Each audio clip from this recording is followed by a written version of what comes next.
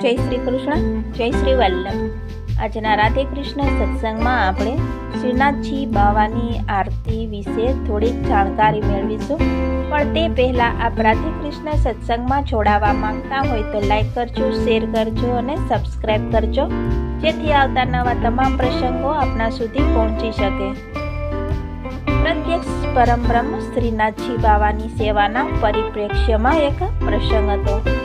એક વખત બાદશાહ અકબરે શ્રી વલ્લભાચાર્ય શ્રીને મહાપ્રભુજીને બૂમ પાડી અને કહ્યું કે અરે પ્રભુજી, देखो देखो, तुम्हारो लल्लन तो लाल लाल लगतो है, वो तो शामलो है, कैसे लाल भयो? ત્યારે મહાપ્રભુજીએ શ્રીનાથજી બાવાના હાથ પર પોતાનો હાથ પસવાર્યો તો મૂર્તિ ગરમ ગરમ લાગી। એમના મોઢામાંથી શબ્દો સરી પડ્યા, અરે મેરે લલન, तेरे को तो नजर लग्यो है, मेरे को तेरो नजर उतारनो पड़ेगो। आ सत्य घटनाમાં ક્યાંય અતિશયોક્તિ નથી।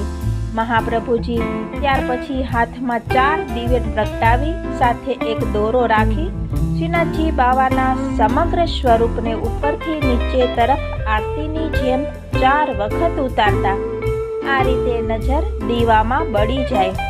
પછી હાથમાં રાખેલો દોરો શ્રીનાથજી બાવાના કાંડા પર અને ભુજા પર બાંધી દેતા, જેથી ગમે તેટલા ભક્તો તેમના દર્શન કરે તેમને થારી થારી નીરખે, નેત્રોમાં નજર માંડી ભાવ વિભોર થઈ જાય તો પણ શ્રીજીને ભક્તોની મીઠી નજર ના લાગે। દૃષ્ટિ માર્ગી વૈષ્ણવોને તો ખબર જ હશે કે શ્રીનાથજીમાં આરતી ઉતાર્યા પછી આસ્કા નથી લેવાતી, કારણ કે એ આરતી નહીં પણ શ્રીનાથજીની ઉતારેલી નજર છે।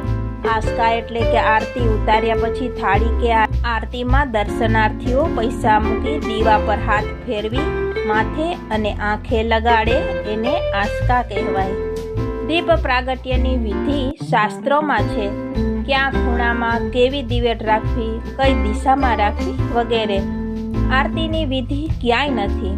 અત્યારે જે આરતી કહેવાય છે એ તો શ્રી મહાપ્રભુજી દ્વારા શરૂ કરાયેલી નજર ઉતારવાની વિધિ કે પ્રક્રિયા હતી, અને તેઓ મુખારવિંદ, નાભી, ચરણ કમળ અને સમગ્ર સ્વરૂપના 4 આંટા જ ફેરવતા હતા।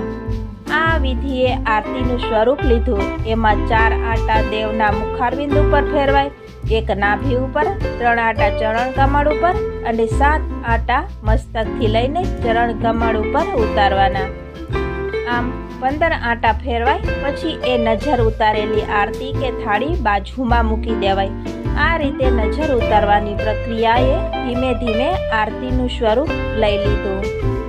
વૈષ્ણવોની જાણ માટે કે આ નજર કે આરતી એટલી ધીમી ગતિથી ઉતારવાની હોય છે કે વધારે પડતી ગતિના કારણે શ્રીનાથજી બાવા કે કોઈ પણ દેવની આંખ ખેંચાય નહીં। શ્રીનાથજી તો પ્રત્યક્ષ પરમ બ્રહ્મ છે જ, પરંતુ જે દેવી કે દેવતાની પ્રાણ પ્રતિષ્ઠા થયેલી હોય તેમની જ આરતી ઉતારવાની હોય છે।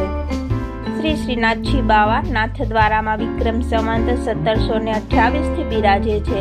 જેમની સેવા શ્રી મહાપ્રભુજીએ જે રીતે કરતા તે જ રીતે અને તે જ સમય પ્રમાણે આજે પણ થાય છે। તો આ સાથે જ આપણે આજના સત્સંગને અહીં વિરામ આપીએ। ફરીથી મળીશું નવા સત્સંગ સાથે। જય શ્રી કૃષ્ણ, જય શ્રી વલ્લભ।